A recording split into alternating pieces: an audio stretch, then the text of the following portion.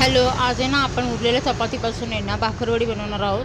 त्यासाठी ना मी माझ्याकडे चपात्या होत्या त्या घेतल्या होत्या. नंतर 1 वाटी बेसन घेतलं. त्याच्यामध्ये आलं, लसूण, मिरची पेस्ट, हळद, मीठ, लाल तिखट, कोथिंबीर असं सगळं मिक्स करून पाणी टाकलं थोडं थोडं आणि घट्ट अशी पेस्ट बनवली होती. आणि चपातीला आहे ना चिंचगुळ्याची चटणी लावली होती आणि त्याच्यावर हे बेसन पिठाचं मिश्रण व्यवस्थित लावलं होतं.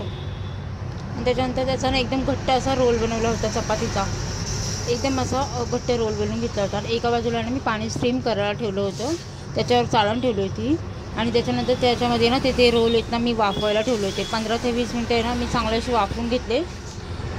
आणि वाफवून घेतल्यानंतर थंड झाल्यानंतर ते आपल्याला कट करायचे.